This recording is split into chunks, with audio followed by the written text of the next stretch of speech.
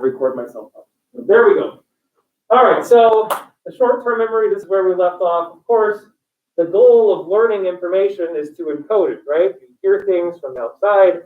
If you bring it into your consciousness, you've encoded it to your short-term memory, because now you're thinking about it. But the goal of college, and a lot of what school is about, is successfully encoding stuff from your short-term memory, something you're reading, into your long-term memory, something you hope to remember.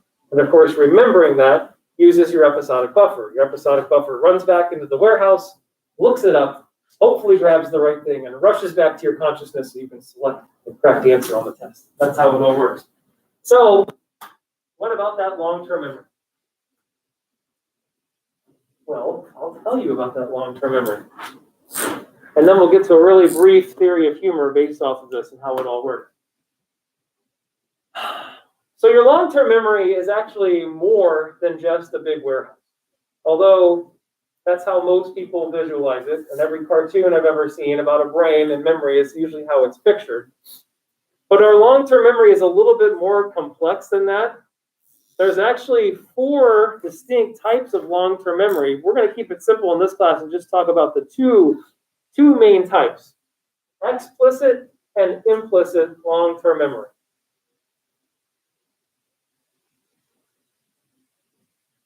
The difference between the two has to do with the C and the R that's up there, and that stands for conscious recall. Explicit long-term memory requires conscious recall. Implicit long-term memory is automatic. There's no recall needed, it just happens.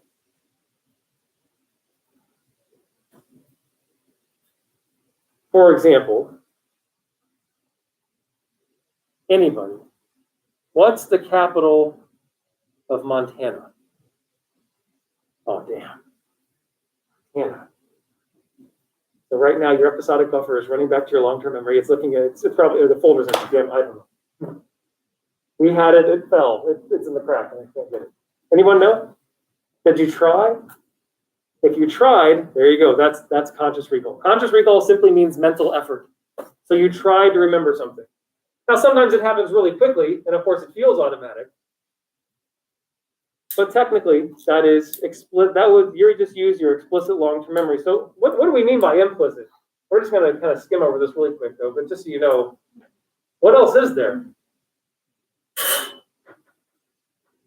Anybody in here ever learned to drive a stick shift?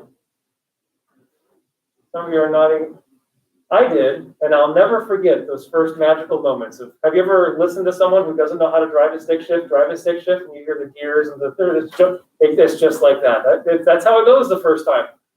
But then magically, you reach a point where it's so automatic, you can't even imagine not knowing how to drive a stick shift. Or like you've heard riding a bike, right? You never forget how to ride a bike. You also never forget how to walk, unless you experience severe head trauma, and then you might actually have to relearn it. But walking is actually a perfect example of implicit long-term memory. When you get up and walk across the room, you don't say, all right, left foot, here we go. Right foot, here we go. Okay, walk. No, you just go. That's implicit long-term memory. Muscle memory. If you're an athlete, this is why your coaches have you do the same minute things again and again 100 times, 100,000 times, so that when you're in the game, it's automatic and you don't have to think about it. You just do it. So that's implicit long-term memory. All the stuff that's automatic and conditioned. With regards to humor, we're mainly focused, well, we're all focused on the explicit side. So I just wanted to let you know what the implicit was. So now we're going to get even more specific. Within explicit long-term memory, there's actually 2 different types. So it's like we have a tree. We have explicit over here, conscious recall, and now we have 2 more branches coming off the explicit tree. Semantic and episodic.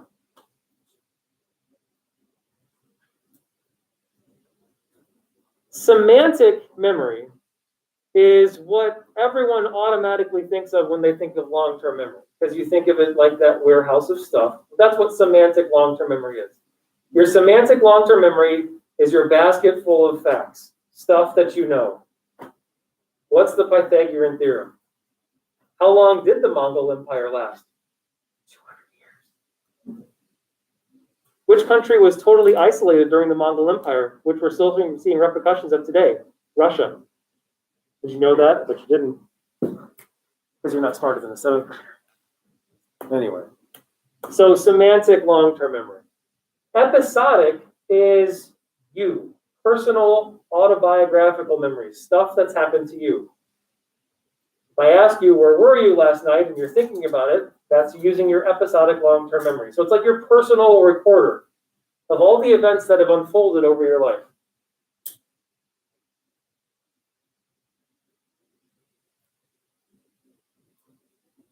The reason this gets important for humor is a very familiar word. I'm going to touch this before it goes away again.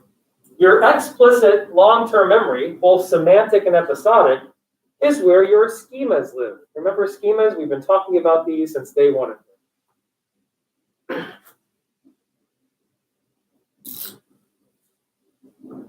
And because we're in the cognitive chapter, we're getting a lot more technical. So schemas, it turns out there are actually 5 different types of schemas that you can violate in either a benign way or a malign way. Now we're using our humor language totally. I couldn't come up with an acronym? Is that the correct thing? Or an anagram? Anagram? What's an anagram? Why is that coming? So I couldn't come up, if you can come up with a fun one, feel free. But there's 5 different types of schemas inside your explicit long-term memory. The first is your self-schema. This is all of your, again, remember what a schema is. It's your knowledge, expectations, beliefs. So you know all about yourself. This includes things like your self-concept, your self-image, the abilities that you think you have, et cetera, et cetera, et cetera. The second S are social schemas.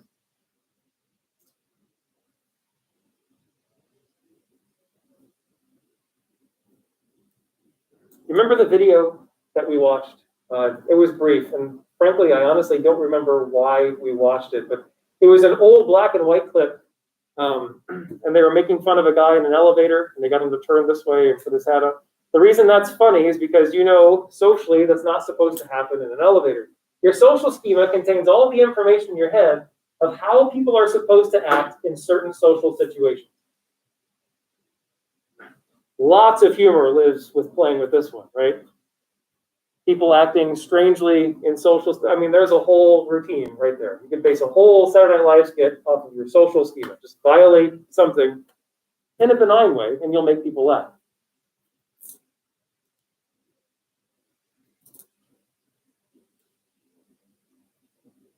The P stands for person schemas. This is your information about other people other than yourself. What do you know? This is why comedians doing imitations is so funny. They usually try to imitate someone or make fun of someone who's currently relevant. If you found the horse in the hospital routine funny, well, that's because it's playing with your person schema of Trump. That's what that whole skit. So you can use this to make comedic routines. Let's play with our person schema. The O stands for object. So this is just stuff. You know what this is. You know what the ceiling is. You know what a fan is. So object schemas. And then last but not least, the E stands for event. You have event schemas in your head. And event schemas are, well, how things like holidays are supposed to play out. Graduation ceremonies, weddings, funerals. So there's some confusion sometimes for people between social and event. Social is focused on the people. So how people are supposed to act when they're in a certain social situation, like when you're riding in an elevator, when you come into a classroom. Event schemas are about the actual event itself. What happens on Christmas? What happens on New Year's?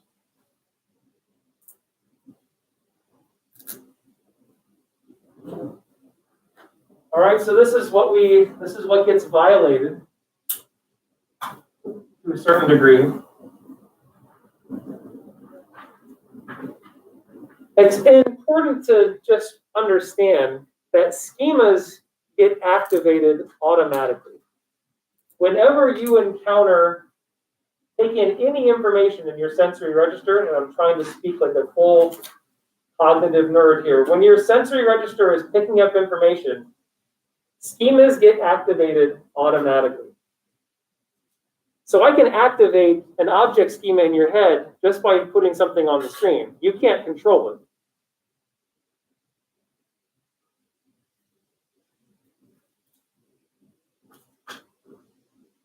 The schema activation happens automatically. And here is the relatively simple, concise, and straightforward theory of humor that's built around everything that we've talked about for the past, well, now it's weird, 7 days, whatever it's been. The Wyer-Collins cognitive theory of humor. First, of course, we have to take in information. That's the setup, and that comes through our sensory register. Something about what we're experiencing, it's encoded to our short-term memory. So the setup for the Bird Bible, we see a boy reading a Bible to his friend. All right, so it's coming in through your sensory register. You're focused on it because you're wondering, okay, where's the twist going to be? I know it's something. Your episodic buffer gets activated automatically by the things happening in the skit. Now, if you didn't notice that it said Bible, you might have heard the dad say Scripture. All right, so everything, your schema about religion, about church, about reading a Bible, whatever it is, gets activated. Maybe these are positive things, negative things, benign things, neutral. So that's all getting activated, which is what makes the violation possible, right?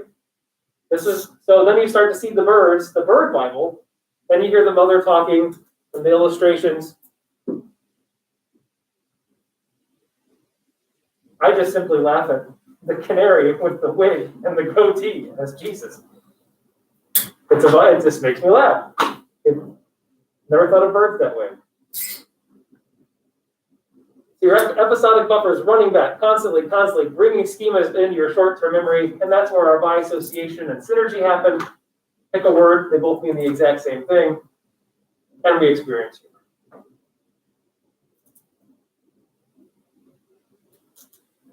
And there are, of course, 2 things to keep in mind. One, we're going to play with in about 60 seconds. I like to do games. The first, just to keep in mind, is the cognitive congruency principle. Now, we already covered this. Technically, in your book, this is where it gets described again in greater detail, but we already know what that is. We've already covered that ground. So, just to be safe, what does that mean? What is the cognitive congruency principle? We're going to laugh at what? Or maybe a different way to ask, what wouldn't you laugh at? Especially kids. Well, I'm glad we're revisiting it. So if something goes beyond your current level of cognitive mastery, you're not going to find the humor. A kid who can't even do bi-association isn't going to laugh at a pun or a knock-knock joke. They might laugh because you're laughing, but not actually at the joke. So the cognitive congruency principle, for this to actually work, you've got to have a certain level of cognitive development, and you have to have the schemas for what's, of course, being violated. Or else your episodic buffer. In other words, a nerdy way to talk about I think I shared this with you, my early experience with my dad and being curious about humor and why people laugh. I used to sit down with him and watch MASH. He would laugh hysterically, and I remember just not getting it. My episodic buffer kept running back to a warehouse that had nothing in it. I got nothing, Kevin. Sorry. There's no schemas to violate here. So it just wasn't happening. So the cognitive congruency principle is something to keep in mind. The second thing, and this is the thing that's new, is something called cognitive elaboration. Weir and Collins, they never tested it. Other people did later on. But they had this idea, which intuitively makes some sense. And they called it cognitive elaboration. They made the argument that humor, if we experience it, we actually laugh at something, humor should make us better at thinking outside the proverbial box. In other words, they made the argument that humor should facilitate greater creativity in people. Their idea was, based off of a pretty intuitive argument, would you agree Well, I don't care if you do agree because it's correct. But would you agree that humor, and one way to look at humor, all humor, is you see something from a different perspective, correct? You see something new, something's been violated. Whether you enjoy it or not is up to you, but irregardless, humor is always some kind of twist or violation. Maybe you've never thought of a bird Bible before, and that makes you giggle. Well, that's seeing something from a point of view that you've never seen before. It takes creativity to create something like that, but simply experiencing it lights up stuff in your brain that maybe hasn't been lit up in a while. That was their argument. They said if humor is seeing something from a new perspective, isn't that what creativity is? Creativity is literally thinking about something from a new perspective.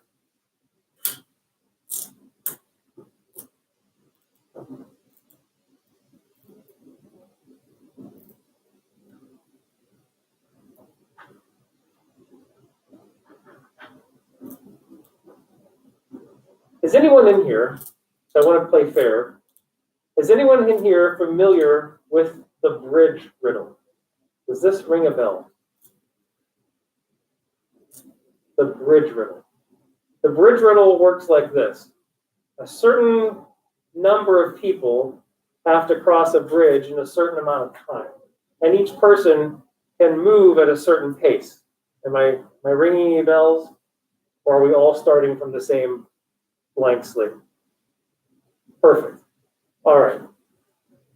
You guys, come with, don't you love this? I'm always asking you, so come with me. You don't need to bring anything with you.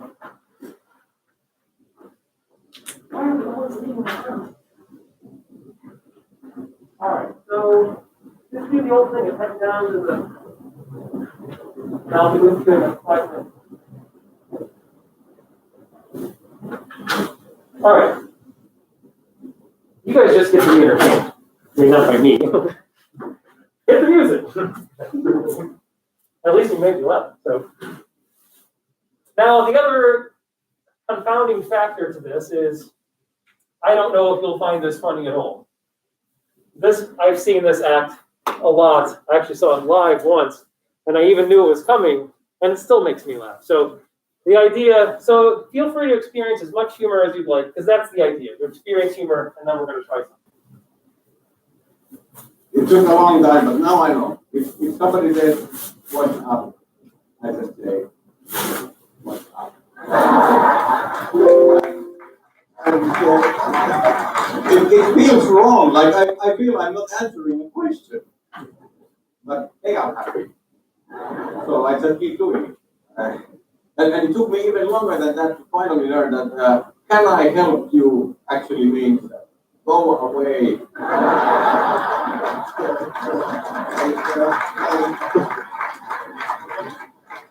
I've always learned, but I think the language still has been the most difficult part, because I studied English for years and I thought I know English, but then I moved to America. Turns out, no, like I didn't really know like all the things. Like I think the hardest word to truly master has been the word ass. I thought it really it means a butt, but no. Like yes, sometimes it can mean a butt, but that's just the tip of the iceberg. Like there are so many meanings in the word ass. I think it's the most complicated word in English. I've been trying to write a whole dictionary about just ass. There's so many. Like for example, lazy ass. That means lazy. Like my lazy ass husband, it's the same sentence without the ass.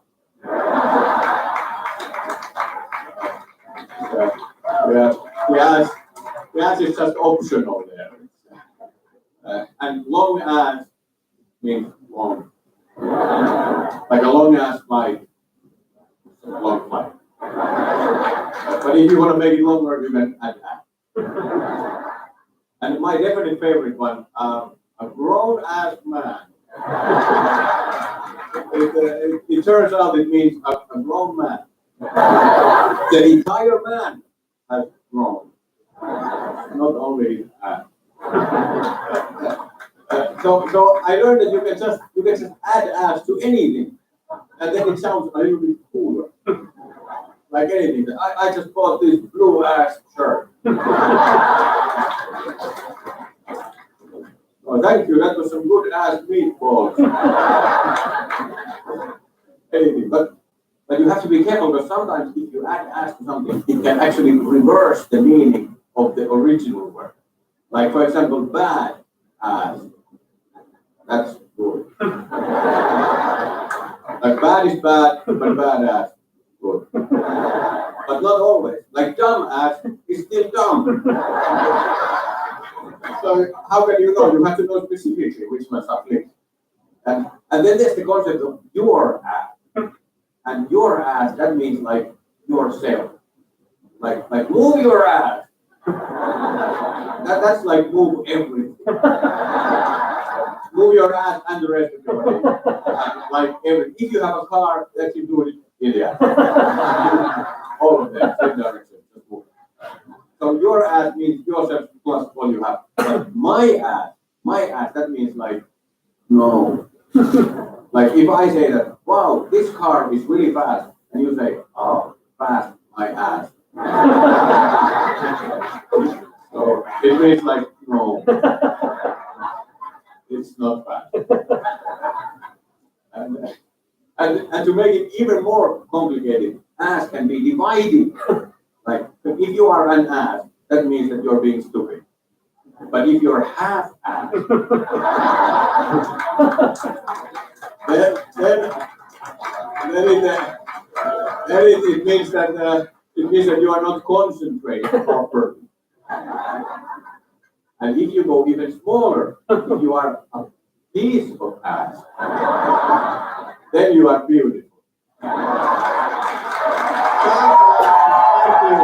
Let this play while I go get it. Fantastic! That was fantastic! Let me get some questions over. Questions over.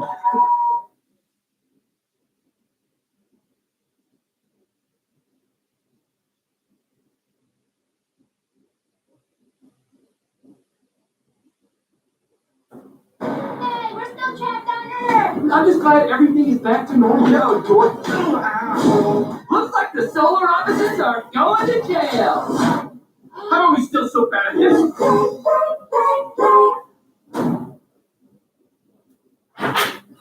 Alright. If you ever see us that you like that, it's funny. Ismo's actually been at the funny stop more than once. There are so many difficult words, and I think the hardest word in America has to be the word sheep. He has different versions, so we haven't watched that one. All right, who wants to replicate some research and test the Ware-Collins theory of humor? I do. All right, so feel free to take notes on this. Here is the bridge riddle.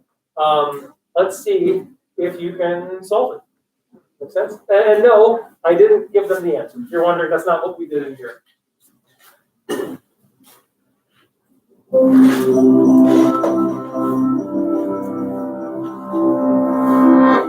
really, you might want to write some things down as you watch this. But I don't want to take notes.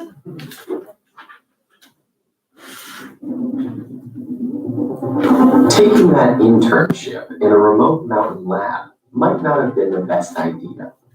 Pulling that lever with the skull symbol just to see what it did probably wasn't so smart either. But now is not the time for regrets, because you need to get away from these mutant zombies fast. With you are the janitor, the lab assistant, and the old professor. You've gotten a head start, but there's only one way to safety. Across an old road bridge spanning a massive gorge. You can dash across in a minute, while the lab assistant takes 2 minutes. The janitor is a bit slower and needs 5 minutes, and the professor takes a whole 10 minutes, holding onto the ropes every step of the way. By the professor's calculations, the zombies will catch up to you in just over 17 minutes. So you only have that much time to get everyone across and cut the ropes. Unfortunately, the bridge can only hold 2 people at a time. To make matters worse, it's so dark out that you can barely see, and the old lantern you grabbed on your way only illuminates a tiny area. Can you figure out a way to have everyone escape in time?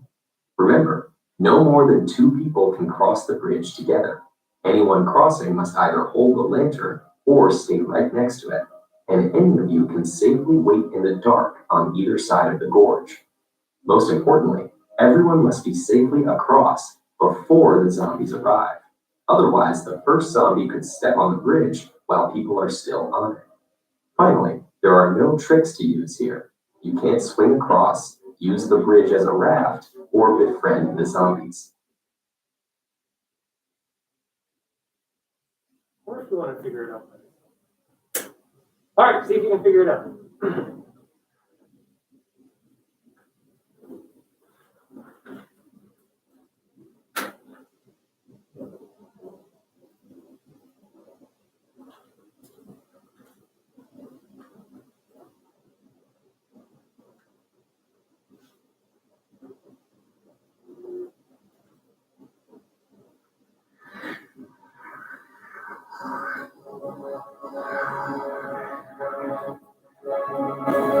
So thinking music, so it turns on.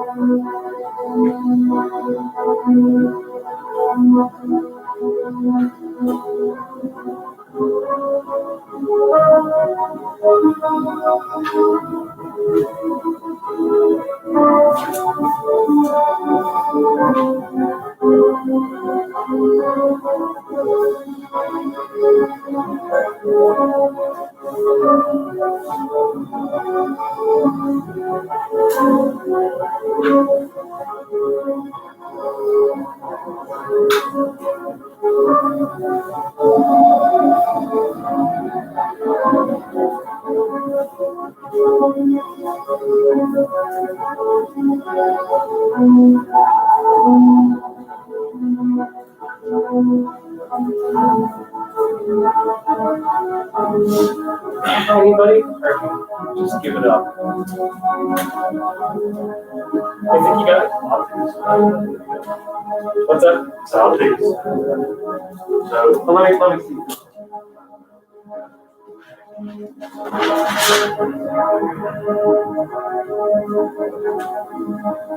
Hold on a second.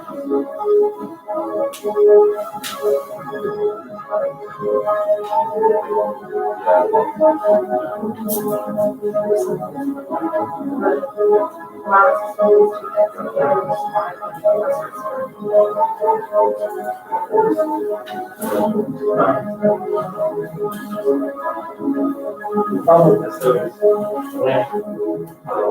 Who's there? That's up here. Oh, sure. Or maybe another 30 seconds, and I'll end the suffering.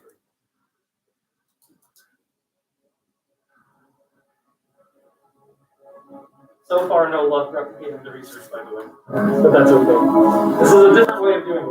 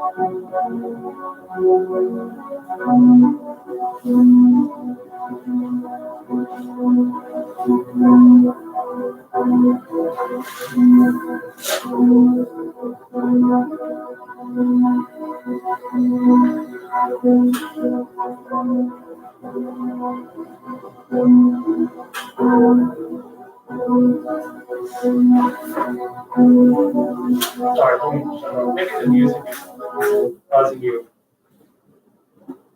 It is possible. Anyone come close? Like, what? I don't think I came close, but I just is the solution stuff leaving someone at the middle of the bridge and then going back or something? Yeah, you can't do if they're left alone, they gotta be on one of the sides. But you're thinking, right, in different ways. Where are you getting stuck at? Again, this requires, right, some thinking outside the box. Don't worry, I'll let you guys play with something too in a second. So, all right, so obviously riddles require divergent thinking, right? They require thinking outside the box. Some of the research that we'll talk about showed that certain types of people get better at this when they're exposed to humor than others, and that's what they did. They laughed at something. So What'd you guys do out there? Did you watch comedy or did you just kind of sit there? Good. So we have the control right. Well, not to leave you hanging, here's the solution.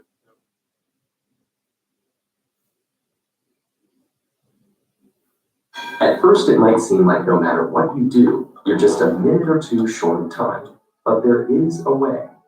The key is to minimize the time wasted by the two slowest people by having them cross together.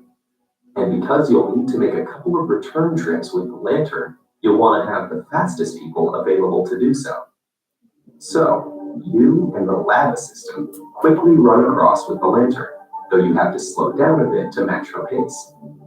After 2 minutes, both of you are across, and you, as the quickest, run back with the lantern.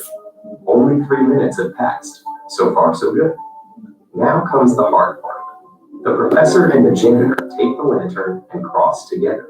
This takes them 10 minutes, since the janitor has to slow down for the old professor, who keeps muttering that he probably shouldn't have given the zombies night vision. By the time they're across, there are only 4 minutes left, and you're still stuck on the wrong side of the bridge. But remember, the lab assistant has been waiting on the other side, and she's the second fastest of the group. So she grabs the lantern from the professor and runs back across to you. Now, with only 2 minutes left, the two of you make the final crossing. As you step on the far side of the gorge, you cut the ropes and collapse the bridge behind you, just in the nick of time. Maybe next summer you'll just stick to the library. It was worth a shot. But don't worry, guys. You'll get to play along too. Something short and sweet. It's time to switch to T-Mobile. Figure out the zero cost you do. Keep your number. Sorry. You're supposed to be all over that. Only at T-Mobile. The leader. Right. Okay. So we'll do one more little test so you guys get to play along too. All right, not this. All I want you guys to do is find the pattern. In other words, tell me what comes next.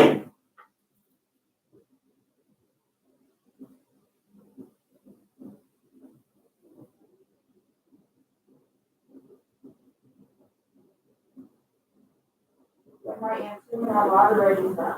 Oh, no, you can just shout it out. Um, Very good. Does that everyone agree with that? No one else just wanted to, I don't want to answer any questions. It's, yes, I is the correct answer. And what's our complex pattern? Skip everyone. All right, geniuses. So please, I'm talking to Cassie, I guess. Find the pattern now, Miss Page. Or anybody else, man.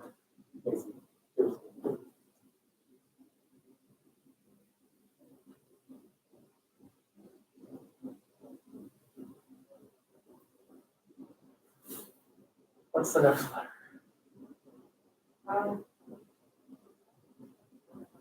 What's our pattern?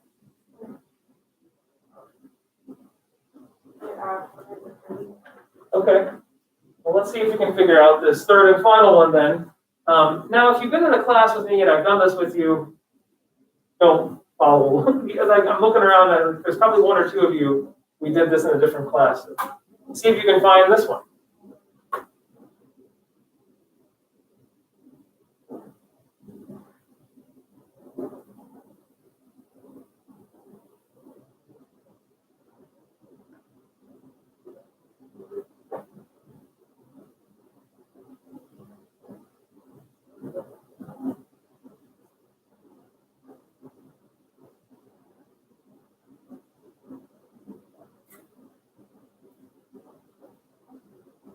I once had a girl in the class with a whole notebook paper drawing arrows and with numbers, trying to figure this out. Anybody? Is it what? Hold on. No, it's not yet. Nobody? Okay, what if I told you that this requires thinking about this in a different way? All right, let's do a little bit. Let's have a little bit of fun here. So feel free to laugh. Hopefully you find it funny. It's short and sweet, so we can use it.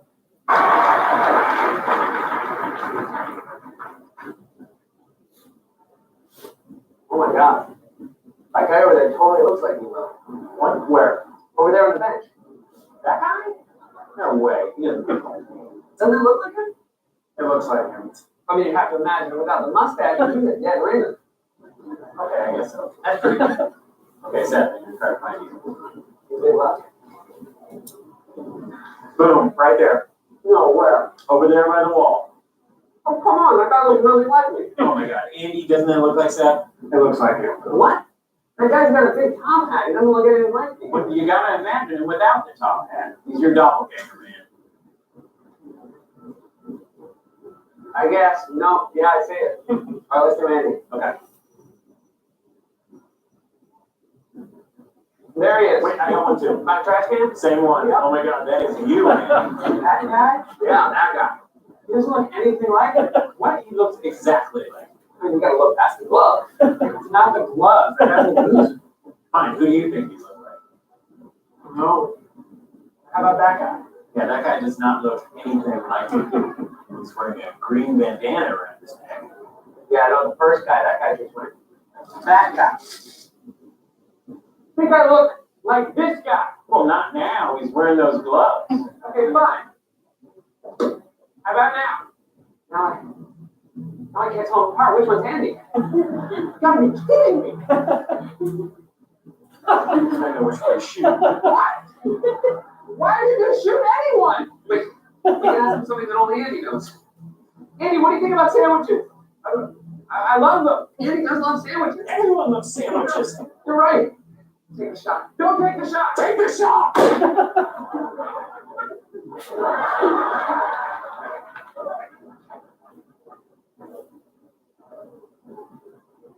I shot the wrong guy. Yep. Back to work. Back to work.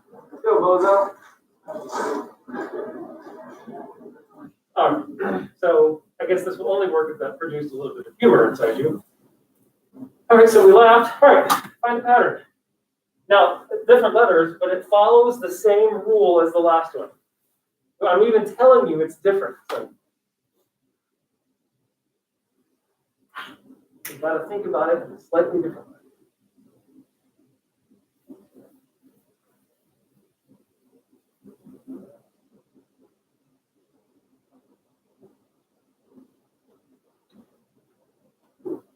Is it masks?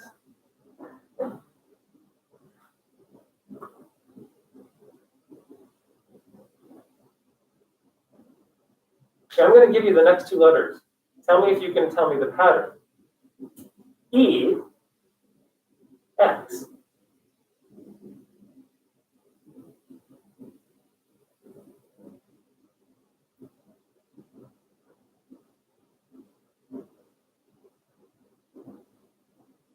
Nothing? All right, count with me. Oh. Is it what? Uh-huh. Actually, the next one is N. E, X, N, T, E, N, N, N, N, N, N, N, Y. Okay, count with me. One. No, really. 1, 2, 3, 4, 5, 6. Keep counting up and down. Count to 4 while you stare at them.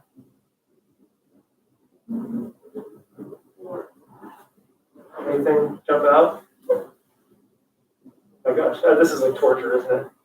It's the, how do you spell? Oh, What? I get it now. What is it? It's like the last letter of the number. Yeah, it's just the last one of the numbers, guys. The last one was 10, 9, 8, 7, 6, 5. This is just 1, 2, 3. You got to think about it in an entirely different way.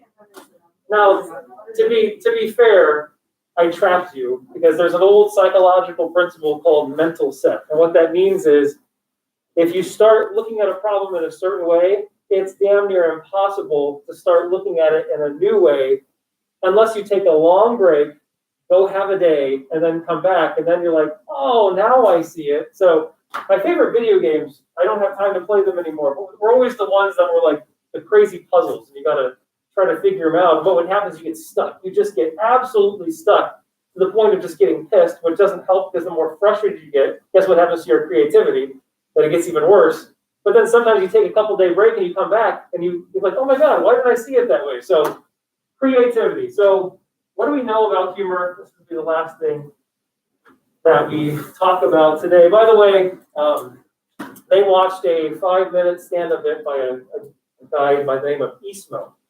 ISMO. If you ever find him, I told them he went to the Funny Stop once, or more than once. So really hilarious stand-up comedian.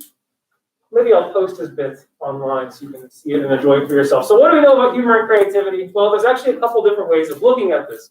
Some people make the argument that humor actually is creativity. I don't think they're entirely wrong. So it is true that in some ways humor is creativity. Producing humor obviously is a form of creativity. It's an art form. But the other way of, these aren't like two opposing views, by the way. There's just two different ideas with humor. So humor is a form of creativity, but the broaden and build principle, that's what the B&D stands for, argues that not only is humor a form of creativity, but humor should enhance the creativity of people.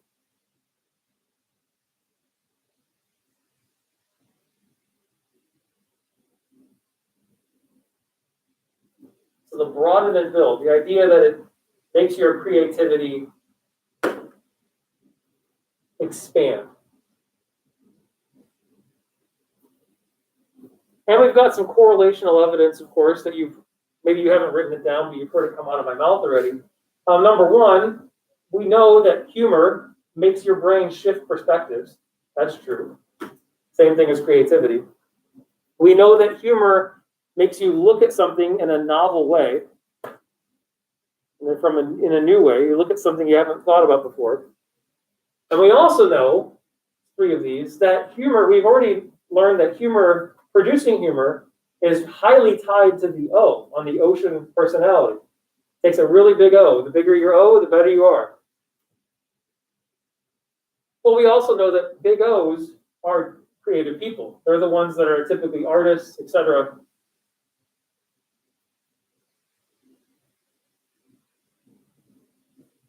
But let's go back to our idea, and that's what we were kind of toying with. Does exposing people to humor make them more creative? Well, there's two different theories that could make this possible. The first one is called the flexible thought hypothesis.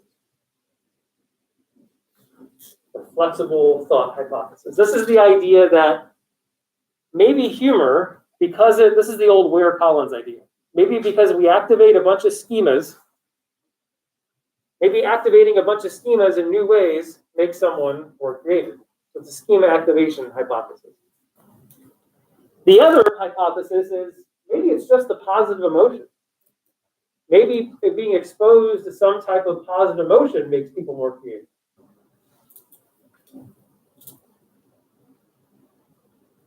And the positive emotion hypothesis is the one that's been tinkered with. It's the one that we tried to tinker with. And here's what some people have found, one of which is not up here because it's just that new. A guy by the name of Ziv, you're going to hear his name come up later on. He's done a lot of work with humor in classrooms. So of course he tried to tackle this. By the way, that's one of my top 3 favorite Far Side cartoons.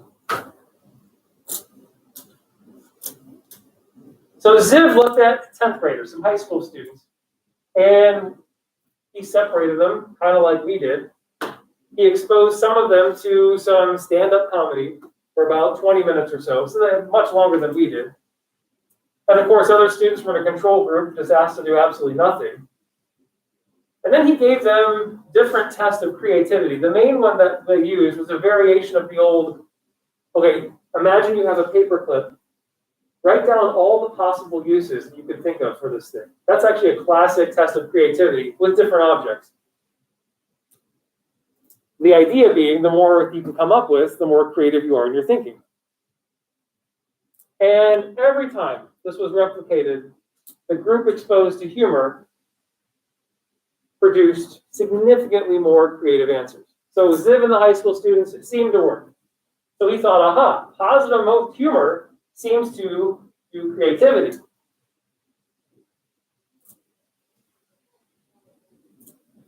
Then a guy by the name of Eisen thought, well, maybe it's humor, but maybe it's not humor. Maybe it's just positive emotion. So, I'm not going to why I'm writing this down. I'm so used to having boards everywhere to write stuff down. So he divided people up into 3 different categories instead of just comedy and no comedy. He had kids divided up into a neutral group, and that would mean you didn't do anything, you just sat out in the hallway. He divided kids up into a negative group. I always wonder what he did. He exposed kids to negative emotion. I'm going to yell at you for 10 minutes. I don't feel creative right now. And then he actually had people divide up into a positive emotion group. But here's the thing. He divided the positive emotion group into 2 separate components.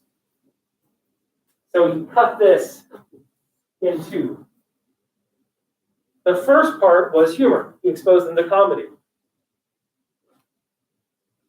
But the second was simply positive emotion. That wasn't humor.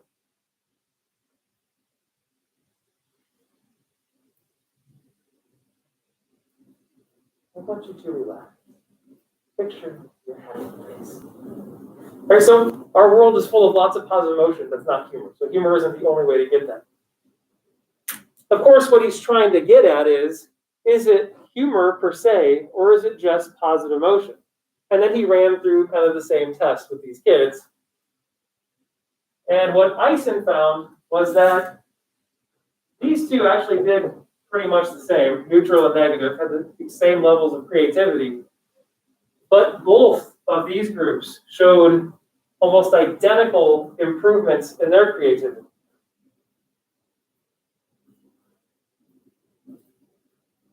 The takeaway being, it's not just humor. Humor is one way to get there, but it's not mirth. First, remember mirth, our old friend mirth. So Eisen concluded it seems to just be positive emotion that increases your creativity.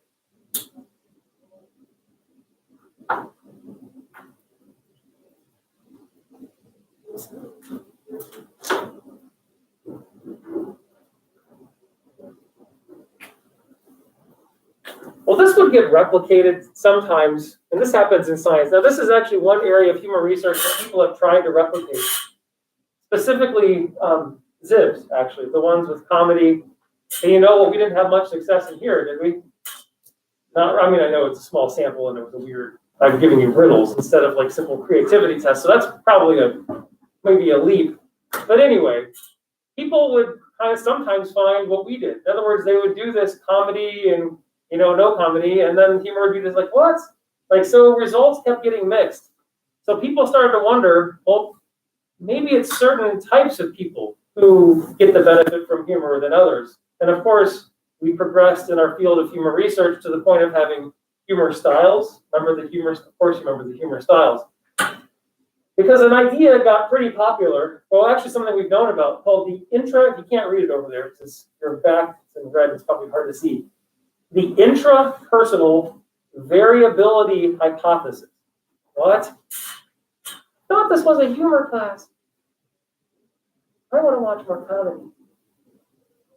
Later. The intrapersonal variability hypothesis. This isn't a humor idea. This is just an old psychological idea that we've known for a long time. Tell me about creative people. I guess my mind's going straight to like musical artists. When you picture someone, think of someone you know who's, and this doesn't always hold true, it's kind of a generality, but think of people who write music specifically. I guess other than Taylor Swift. She doesn't fit this mold. She writes about flutters. Anyway. I guess I'm thinking, anything coming to mind? Are they typically, and I don't mean this in a bad way at all, are they typically just completely stable, even keel, Or do they seem to have some kind of like conflict or emotional instability from time to time, but they use that in a positive way, right? In fact, if you didn't know this, people like Kurt Cobain, when he used to write his lyrics, he would sometimes wait until something bad happened, and then he would write lyrics, because when he was in a painful spot, he got creative. This is an idea that's been around forever, the idea that a lot of artists, not all of them, but a lot of them in many ways are what you just call troubled in some way. They have a lot of internal conflict, put it that way. That's exactly what this hypothesis says. The interpersonal variability hypothesis says greater internal conflict leads to greater creativity. I mean, no one wants internal conflict, but the good news is it actually does lead to greater creativity.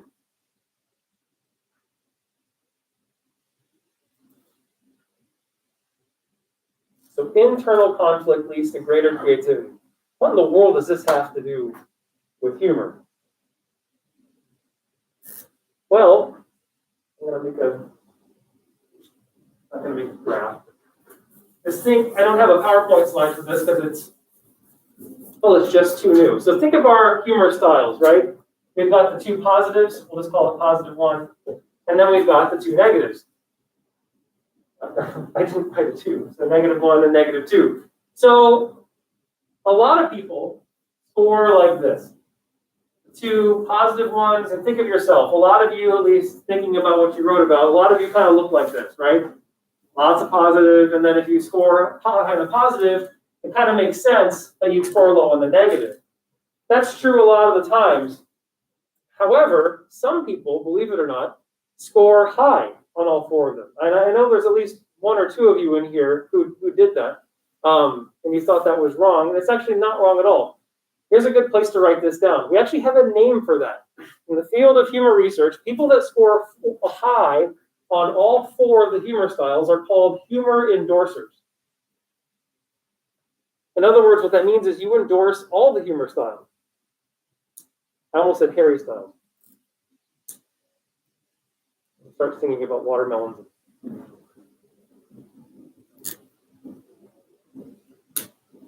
So humor endorsers, those are people who score high on all four. We also have people called humor deniers.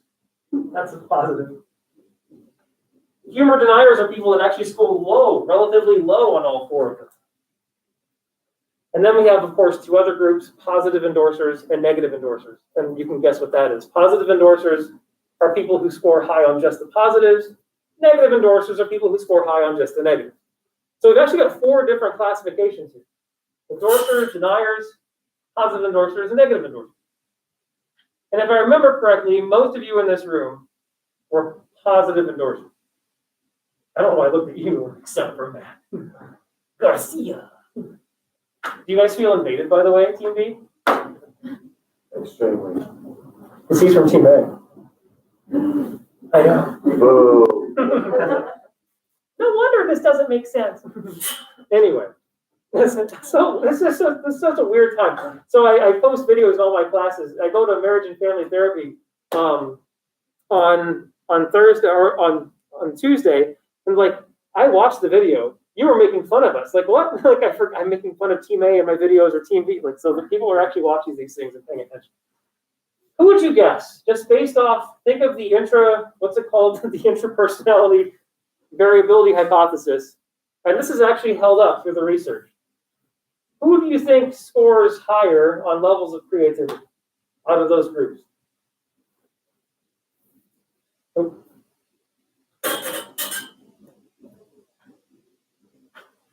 Who has the most internal conflict? There is no conflict. Oh, sorry, let's start with yes. Why would you say that? Just out of curiosity, I'm just picking your brain. I don't know. I feel like people who are more measured have a little more internal conflict. Okay, that's a good guess. Dominic is not correct. It's okay. He tried, which I appreciate. Yes, Miss Page. I feel like it would be the humor endorsers because they have a lot of internal conflict and a lot of positive stuff maybe. Yeah, well, you could stop. So think of what humor endorsing means. You've got positivity high and negativity high at the same time. I don't know why I'm up here, but that's conflict. Positive and negative happening at the same time, that's two opposing forces occurring inside the same person. It turns out when we get more specific and we do these tests of humor and creativity, the people that really feel the effect of humor on their creativity are the humor endorsers. Humor endorsers tend to be very creative people.